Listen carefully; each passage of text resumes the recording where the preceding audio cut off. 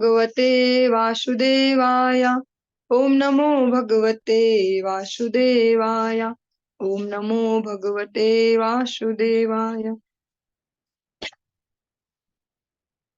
यद बांधवा कुरु बलाब्धि मनंत पारमेको रथेन ततरे अह मर्तीय सत्वं प्रत्याहृतं बहुधनं च मया परेषां तेजास्पदं मणिमयं च हृतं शिरोभ्यः।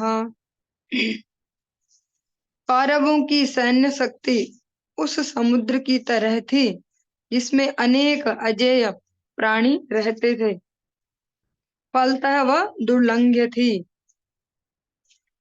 किंतु उनकी मित्रता के कारण मैं रथ पर आरूढ़ होकर उसे पार कर सका।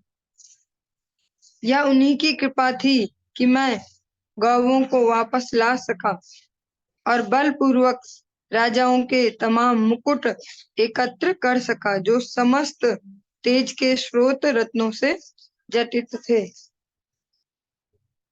अभी जो प्रसंग हम श्रवण कर रहे हैं, अर्जुन द्वारका से वापस आए और महाराज युधिष्ठिर से उनका वार्तालाप हो रहा है। वो बता रहे हैं कि भगवान अपनी लीला को संवरण करके भगवान ने लीला को यहीं पर ही संवरण करके अपने लोग चले गए। तो वो भगवान के उन सारे कृपा जो उन पर हुई है, जो कृपा वाली जो भी घटनाएं हैं उस सबको स्मरण कर रहे हैं, एक एक करके स्मरण करते हैं कि युधिष्ठिर महाराज आप पर किस प्रकार कृपा की, द्रौपदी जी पर किस प्रकार की, भीमसेन पर किस प्रकार की, मेरे ऊपर कैसे की।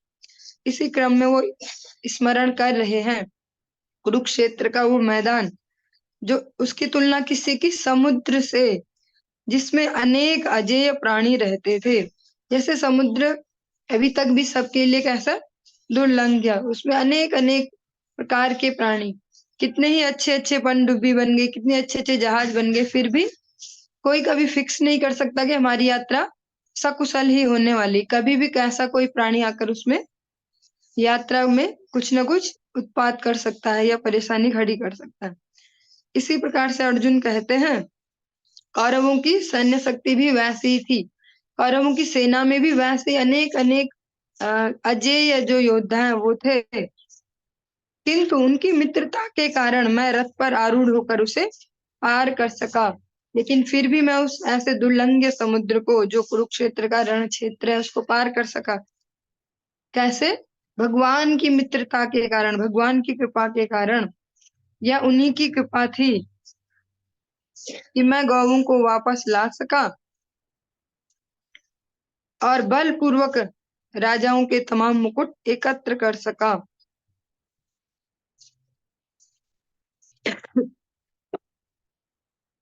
इसमें जो गौवों को वापस लाने वाली बात है वो कहाँ है?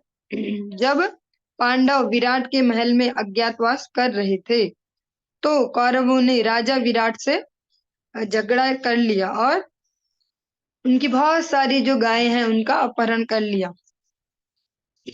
तो अर्जुन फिर उस समय वेश बदल के जाते हैं और उन सब को वापस ला पाते हैं, उन गायों को, और उन जो राजकुमार हैं उनकी जो भी संपत्ति है उसको भी ला पाते हैं और उनके रत्न जड़ित जो मुकुट है उनको भी। अर्जुन वो सब याद कर रहे हैं, जैसे हम सब कुछ याद करते हैं कि हमने ऐसे किया, हमने जीवन भर देखो इतनी मेहनत की, हमने बहुत मेहनत से घर बनाया, बहुत मेहनत से बच्चे पाले, बहुत मेहनत से ये किया वो किया, लेकिन उसका श्रेय हम अधिकतर खुद को ही देते हैं। बाहर से बोले बोल भी दे कि भगवान की कृपा से ऐसे हो गया, लेकिन अर्जुन अभी बहुत ईमानदारी से भगवान को इस सारे यश को समर्पित कर रहे हैं कि ये सब कुछ भगवान की ही कृपा से संभव हो पाया। यो भीष्म कर्ण गुरु शल्य मुष्वदभ्रराजन्यवर्य रथ मंडल मंडितासु अग्रे चरो मम विभो रथयूतपाना मार्युमनांसि च दृशा सह ओज आर्चत। एकमात्र वे ही थे जिन्होंने सबों की आयु छीन ली थी और जिन्होंने युद्ध भूमि में भीष्म, कर्ण, द्रोण, शल्य इत्यादि कौरवों द्वारा निर्मित सैन्य व्यूह की कल्पना तथा उत्साह को हर लिया था। उन सब की योजना अत्यंत पटु थी, मीन्स परफेक्ट थी, जो भी इन्होंने प्लानिंग की थी, और आवश्यकता से अधिक थी। लेकिन उन्होंने उन्होंने मीन्स यहाँ पर भगवान श्री कृष्ण को संबोधित किया गया, आगे बढ़कर यह सब कर दिखाया। जिस प्रकार से भगवान भगवत गीता सुनाते हुए भी अर्जुन को स्पष्ट कर रहे हैं कि तुम निमित्त मात्रा भव सव्य साची, तुमको केवल निमित्त बनना है, इन सबको मैं काल स्वरूप भी मैं ही हूँ, सबकी मैं जो आयु है वो पहले ही लील चुका हूँ, सबके प्राण मैंने हर लिए हैं। यही अर्जुन भी यहाँ पर स्मरण कर रहे हैं कि भगवान ने ही सबकी आयु पहले ही छीन ली थी, और जिसमें इतने अच्छे अच्छे योद्धा हैं, इसमें कौरव पक्ष को नेग्लेक्ट नहीं किया जा रहा कि वो सब ऐसे ही थे, बस जादू से अर्जुन ने सबको हरा दिया, ऐसा नहीं है। सबने पूरा पूरा जो लगा अपना बुद्धि योग भी और बाहु कौशल भी, जिनमें भीष्म पितामह, कर्ण है, द्रोण है, शल्य है, सबने ही बहुत अच्छे अच्छे से प्लानिंग की, जो भी युद्ध क्षेत्र में प्लानिंग चाहिए थी, और वो सब बड़े जो बोल सकते हैं अनुभवशाली व्यक्ति थे, अनुभवी व्यक्ति थे। लेकिन भगवान के आगे उनके अनुभव काम नहीं आ पाए। भगवान की ही कृपा से जो उनकी वो विशेषता थी, जो उनकी बोल सकते हैं व्यूह रचना की, जो उनका व्यूह रचना का जो बोल सकते हैं क्या परफेक्टनेस है, भगवान ने उसको भी हरण कर लिया, उनके उत्साह को भी। उन सब की योजना उन सब की योजना जो थी परफेक्ट थी, बिल्कुल फिट प्लानिंग थी कि ऐसा होगा और ये फंस जाएंगे और ऐसे में हम जीत जाएंगे। हर दिन वो बहुत अच्छे से ही प्लानिंग करते थे, लेकिन हर दिन युद्ध के अंत में भगवान सबको निरुत्साहित कर देते, बिना अस्त्र शस्त्र हाथ में लिए। अर्जुन ये बहुत अच्छे से स्मरण कर रहे हैं कि ये सब भगवान की जो कृपा शक्ति है उससे ही संभव हो पाया।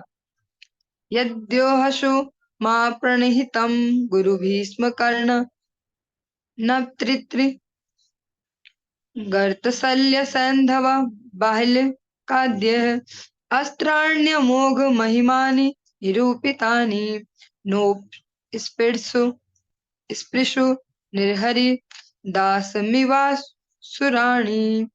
भीष्म द्रोण कर्ण भूरिश्रवा सुशर्मा शल्य जयद्रथ तथा बाहलिक जैसे बड़े बड़े सेनापतियों ने अपने अपने अचूक हथियार मुझ पर चलाए, लेकिन उनकी, फिर से यहाँ पर भगवान को ही इंगित किया गया है, उनकी कृपा से सब वे जो सारे लोग हैं मिलजुल कर भी मेरा बाल भी बांका नहीं कर पाए, मीन्स छोटे से बाल को भी क्षति नहीं पहुंच पाए, प्राण हरना तो बहुत बड़ी बात हो जाएगी।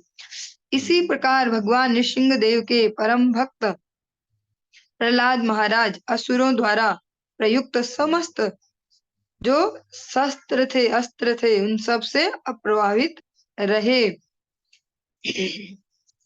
जो एक भक्त होता है आचरणशील भक्त, जिनकी डेली लाइफ में प्रैक्टिस हो रही है भक्ति, तो उनका सोचने का, अनुभव करने का, कार्य करने का जो तरीका होता है वो अन्य लोगों से बिल्कुल अलग होता है। अर्जुन यहाँ पर किसी को नेग्लेक्ट ऐसे भी नहीं कर रहे कि ये तो बहुत ही ऐसे ही थे, बस ऐसे जीत गया, देखो मैं इतना बड़ा धनुर्धर। सबके एक एक करके नाम ले लेकर उनकी शक्ति को भी स्मरण कर रहे हैं कि जो भीष्म पितामह हैं, जो द्रोणाचार्य हैं, कर्ण हैं, भूरिश्रवा, सुशर्मा, शल्य, जयद्रथ, बालिक, ये सारे जो भी कौरव पक्ष के सेनापति भी है, अलग अलग दिन अलग अलग व्यक्ति को कमांड दी जाती थी, या कह सकते हैं अलग अलग दल के वो कमांडर होते थे, और जो उनके पास अस्त्र शस्त्र थे वो भी नॉर्मल नहीं थे। ये उस समय के सबसे महान महान योद्धा हैं, क्योंकि वो सबसे बड़ा, सबसे पहला विश्व युद्ध है इस जगत का, जिसमें सबको स्वतंत्रता थी किसी भी पक्ष में जाने की। तो जो कौरव पक्ष है वो बोल सकते हैं वो उस समय का कार्यरत सरकार थी कि जो चल रही है, तो अधिकतर राजाओं ने उनको ही चूज किया कि हम इनकी ही साइड में जाएंगे। जो पांडव है वो संख्या में भी कम है और शक्ति में भी, धन बल में हर प्रकार से कमजोर थे। तो जो जिनको कह सकते हैं बिल्कुल ही धर्म परायण रहे होंगे, बहुत ही कम व्यक्ति जिन्होंने नीति का विचार नहीं किया, नीति मीन्स कूटनीति, अभी सही नीति की बात नहीं, जिन्होंने केवल ये देखा कि ये सही है तो हमें इनके पक्ष में जाना चाहिए भले निर्णय कुछ भी हो। तो बहुत कम राजा ऐसे थे जो पांडवों के पक्ष में आए। लेकिन जो कौरव पक्ष के इतने शक्तिशाली योद्धा हैं, उनके ऐसे अचूक अचूक हथियार भी अर्जुन कहते हैं मेरे एक बाल को भी क्षति नहीं पहुंचा पाए। जो सर के बोल सकते हैं या शरीर के रोमकूपों पे छोटे छोटे बाल है, एक बाल को भी कोई नुकसान नहीं पहुंचा पाए। क्यों नहीं पहुंचा पाए? क्योंकि वो भगवान की शरण में, भगवान के रक्षा कवच के अंतर्गत है। वो अपने जोर से नहीं बच पा रहे कि मैंने तो अपने लिए बहुत ही बुलेट प्रूफ जैकेट मंगा ली है या फायर प्रूफ जैकेट मंगा ली या मेरे इतने अच्छे अच्छे बॉडीगार्ड है, इतनी अच्छी मेरे पास सुरक्षा है। वो बच पाए भगवान की कृपा से। और उसके साथ साथ स्मरण करते हैं कि कैसे मैं अकेला नहीं हूँ जिसके साथ ऐसा हुआ, या ऐसा कुछ नहीं है कि मैं पहला ही ऐसा भक्त हूँ या व्यक्ति हूँ जिसकी भगवान ने ऐसी रक्षा की और अब सब मेरी पूजा करें। उसके साथ साथ स्मरण करते हैं प्रहलाद महाराज को कि ऐसा पहले भी हो चुका है। प्रहलाद महाराज की भी भगवान नरसिंह देव ने ऐसे ही कृपा, उनकी कृपा की और उनकी रक्षा की। प्रहलाद महाराज पर भी जिन्होंने आक्रमण किया या जिन्होंने प्राण हरने का प्रयास किया, वो नॉर्मल व्यक्ति नहीं थे, नॉर्मल राक्षस भी नहीं थे। नॉर्मल मनुष्य से भी कई गुना शक्ति होती, राक्षसों की, देवताओं से भी अधिक शक्ति होती है तमोगुण की। उन राक्षसों में भी जो, जिसको बोल सकते हैं आदि दैत्य, ऐसे हिरण्यकश्यपु ही उनके प्राणों के दुश्मन बन गए, लेकिन वो भी उनका कुछ भी नुकसान न कर पाए क्योंकि वो भगवान द्वारा संरक्षित थे।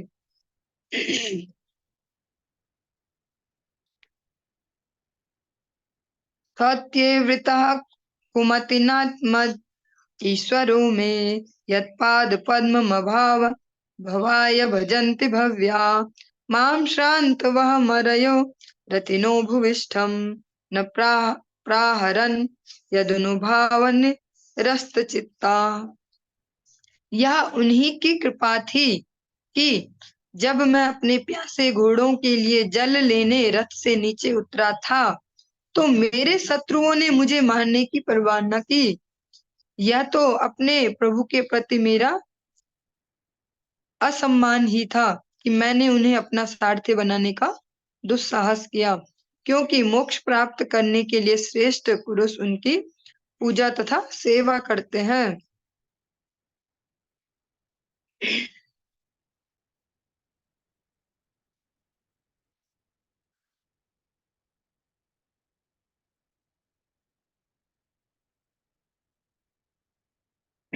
युद्ध के बीच में एक बार ऐसी घटना होती कि अर्जुन को अपने घोड़ों के लिए जल लेने के लिए नीचे उतरना पड़ेगा।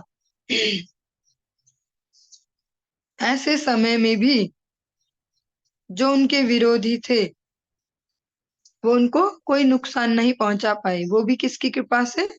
भगवान की कृपा से। और साथ साथ स्मरण करते हैं कि मैं कैसा व्यक्ति हूं। मैं, अर्जुन यहाँ पर दीनता पूर्वक कहते हैं कि मैं ऐसा दुस्साहसी व्यक्ति हूँ कि मैंने अपने ऐसे प्रभु जो समस्त ब्रह्मांडों के अधिपति हैं, जो सबके द्वारा पूजित सेवित है, समस्त देवताओं के द्वारा भी ऐसे प्रभु को मैंने अपना ड्राइवर बनाया, जिसको हमारी सरल भाषा में बोल सकते हैं नर्माण्योदार रुचि स्मित शोभितानि। हे पार्थ हे अर्जुन सखे कुरु नंदनेति सज्जल्पितानि नरदेव हृदय स्पृशानि स्मर्तु लुण्ठन्ति हृदयं मम माधवस्य। हे राजन, युधिष्ठिर महाराज को, अपने बड़े भाई जो युधिष्ठिर महाराज हैं और राजा के आसन पर विराजित है, उनको संबोधित करते हुए अर्जुन कहते हैं, हे राजन, उनके परिहास तथा उनकी मुक्त बातें अत्यंत सुहावनी तथा सौंदर्य से अलंकृत होती थी। हे पार्थ, हे सखा, हे कुरुनंदन कहकर उनका पुकारना तथा उनकी समस्त सुहृदयता की अब मुझे बहुत याद आ रही है, मैं अभिभूत हूँ। अभी तक भगवान अर्जुन भगवान की कृपा को स्मरण कर रहे, कब कहाँ पर। अब जो भगवान की जो वाणी है, जो वाणी माधुरी जिसको कह सकते हैं, उसको स्मरण कर रहे हैं कि भगवान कैसे ऐसे समर क्षेत्र में भी, जो युद्ध क्षेत्र है, जहां पर कोई हंस हंस तो सकता ही नहीं, हंसने की सोच भी नहीं सकता, उसको गलती से स्मरण भी नहीं होगा कि हंसना है। वहां पर तो पूरा एग्रेशन चाहिए, वीर रस चाहिए, बस मारो मारो मारो इधर ही। वो वहां पर भी भगवान उनके लिए बहुत ही नॉर्मल बना के रखते हैं माहौल को, ताकि वो आराम से दिमाग चला पाए। भगवान को भी बहुत अच्छे से साइकोलॉजी पता है कि कैसे कैसे परिवेश में अच्छे से व्यक्ति सोच पाएगा, डिसीजन ले पाएगा। भगवान भी वहां एग्रेशन नहीं करते कि बस मारो मारो मारो। भगवान बीच बीच में अपनी मधुर वाणी से, वार्तालाप से, परिहास से, स्पष्ट कहते हैं परिहास से, भगवान बीच बीच में उनके साथ विनोद भी करते हैं, हास परिहास करते हैं, जिससे और उनकी बातें अत्यंत सुहावनी और सौंदर्य से अलंकृत होती थी।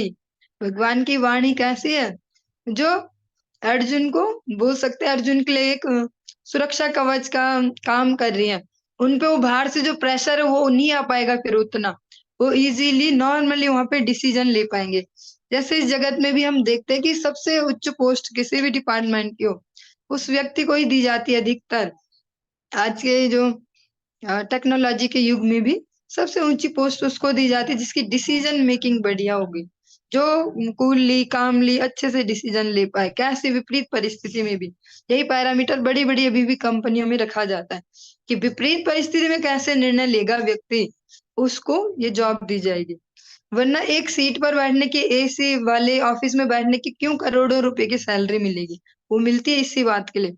तो भगवान ने इसको बहुत अच्छे से अर्जुन के लिए किया, उनको हमेशा अच्छे से डिसीजन लेने वाला वातावरण दिया।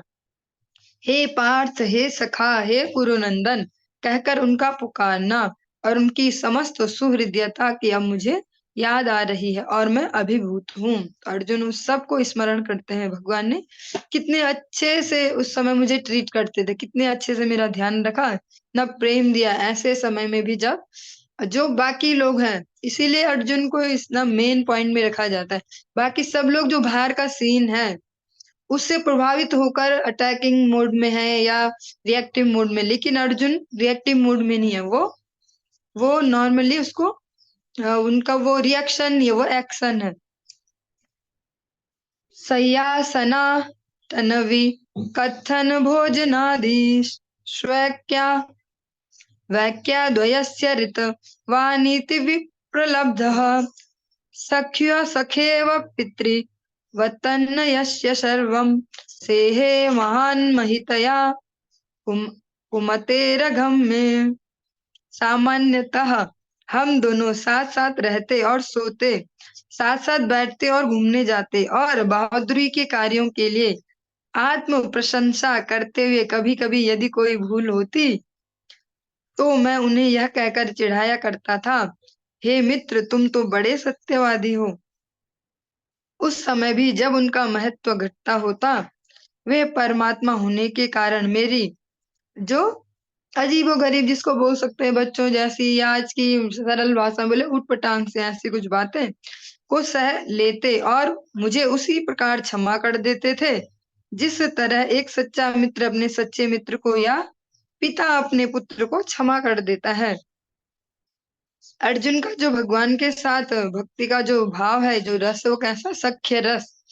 वहां पर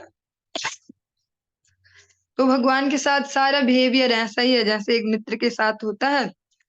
तो उसके चलते वो कहते, कभी कभी मैं अपने ही किसी कार्यों से, या जैसे हम भी सब भी के साथ भी होता है, हमने कुछ किया तो हमें लगे वाह मैंने तो ऐसा कर दिया, मैंने आत्म प्रशंसा वाला भाव आता है। तो अर्जुन कहते कभी कभी ऐसे आत्म प्रशंसा वाले भाव से अगर कोई मैं उनसे मुझसे कोई भूल भी हो जाती या कुछ इस प्रकार के शब्द उनसे बोल देता कि जो एज ए ईश्वर उनके लिए बोले नहीं जाने चाहिए, फिर भी वे मेरी उन बातों को सहन करते और मुझे क्षमा करते, एक मित्रवत ही। और साथ में अर्जुन एक और चीज ऐड करते, पितावत भी, जैसे एक पिता भी पुत्र को क्षमा कर देते हैं। सोहम नृपेंद्र रहिता पुरुषोत्तमेन सख्या प्रियेण सुहृदा हृदयेन शून्यः अध्वन्युरु क्रम परिग्रहमंग रक्षन् गोपे रसद्भिर बलेव विनिर्जितोस्मि। हे राजन, अब मैं अपने मित्र तथा सर्वाधिक प्रिय शुभ चिंतक पूर्ण पुरुषोत्तम भगवान से विलग हो गया हूँ। अतएव हरि बोल। अतएव मेरा हृदय इस तरह हर तरह से हर प्रकार से शून्य सा प्रतीत हो रहा है। उनकी अनुपस्थिति में जब मैं कृष्ण की समस्त जो रानियां हैं भगवान की, उनकी रखवाली कर रहा था, देखभाल कर रहा था, तो अनेक अविश्वस्त ग्वालों ने मुझे हरा दिया।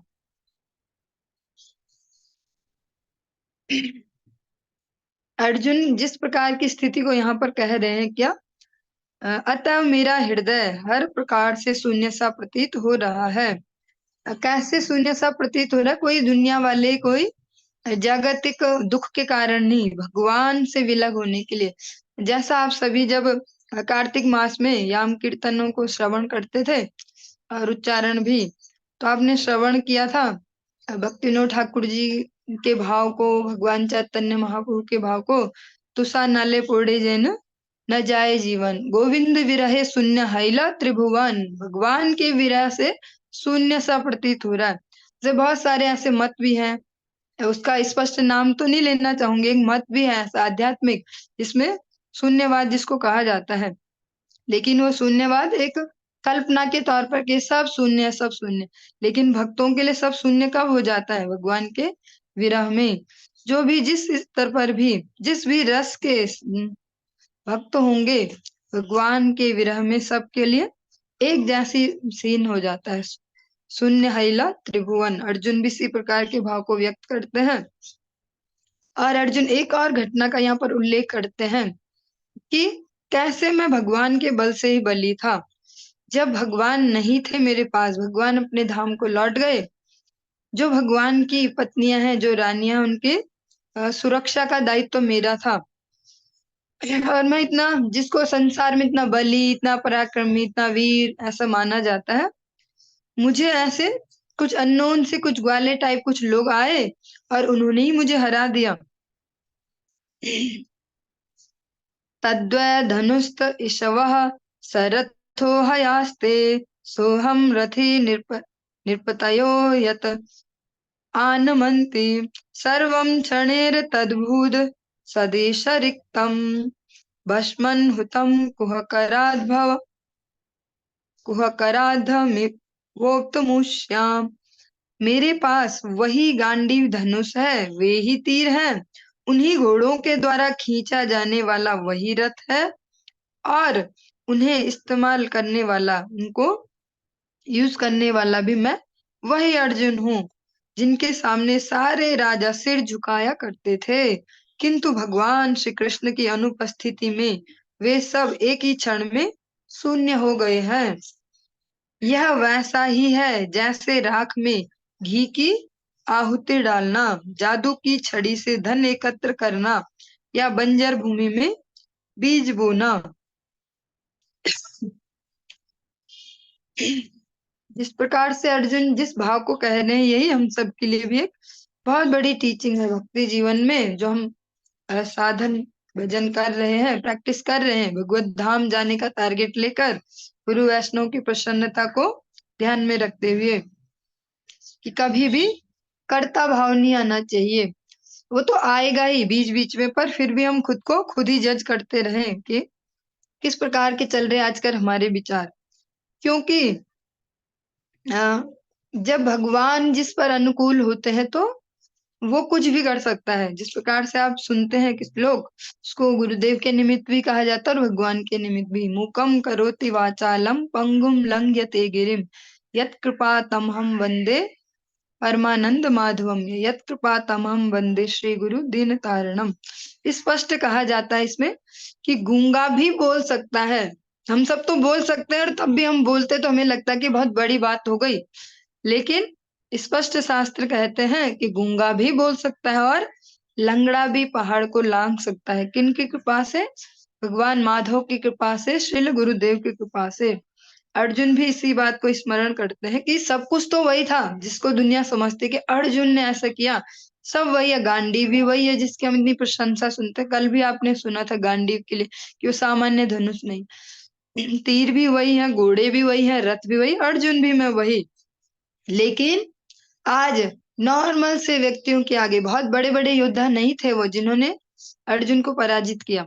तो अर्जुन कहते हैं ये सब क्यों हुआ? भगवान की अनुपस्थिति के कारण, क्योंकि उनकी ही कृपा से, उनके ही बल से मैं बली हो रहा था। और हम सब के लिए बहुत अच्छी सी टीचिंग इसमें यही है कि जब भी हमारे जीवन में कुछ प्लस पॉइंट आए, या जिसको हम उत्कर्ष कह सकते हैं, ऐसा कुछ समय आए, अनुकूलता जिसको हम कहते हैं लगभग, तो हम स्मरण रखें कि ये भगवान की कृपा से ही हो रहा है।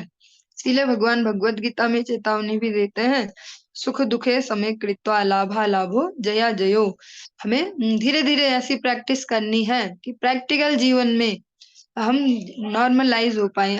ज्यादा अनुकूलता हो तो ज्यादा हवा में न उड़े, और ज्यादा प्रतिकूलता आ रही हो तो सीधे डिप्रेशन वाले खड्डे में न जाए।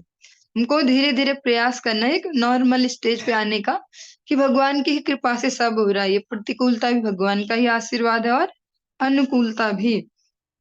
अर्जुन इसी बात को कहते हैं कि भगवान के जो अनुपस्थिति है उसके कारण वो सारी जो योग्यताएं थी वो सब कुछ शून्य हो गई।